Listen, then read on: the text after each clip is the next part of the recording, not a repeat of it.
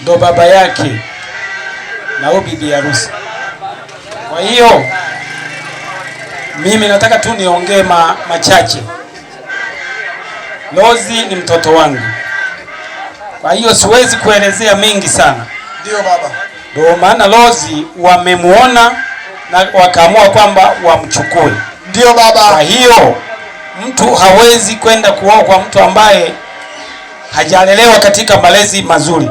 Kwa hiyo mimi siwezi kusema sana kwamba Lozi kukufundisha kwamba utaenda kufanyaje unakokwenda. Ndio baba. Na wewe ninavyojua ni mtu mzima, ndio maana uliamua kwamba uolewe. Ndio baba. Kwa hiyo mimi napenda tu niwashukuru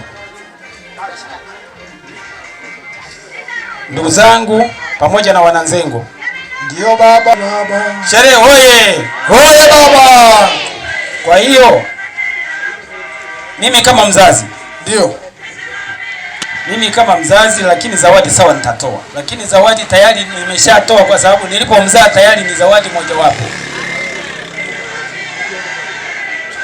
Kwa hiyo haina haja sana ya kutoa zawadi kwa sababu tayari zawadi nimeshaitoa hiyo hapo. Ndio maana wakaamua kutoa kunduku wao. Kwa hiyo wao waliompenda nani Lozi wakaamua kumtoa, ndio wanatakiwa watoe zawadi nyingine kwa ajili ya kwamba mimi nimemlea, nimemkuza katika mazingira mazuri, ndio wakamuona. Ndugu zangu, karibuni kwa ajili ya kutoa zawadi. Baba usigaji hapo.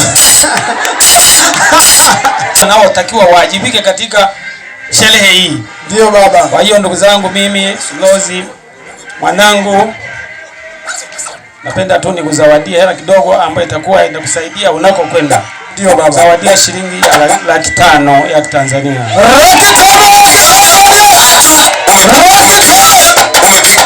Baba, ungesema hivi nusu milioni. Baba, ungesema nusu milioni. Mama ameshika mzigo wa waziri wa mambo ya ndani. Hebu piga makofi kwa ajili ya mama mheshimiwa diwani. Mama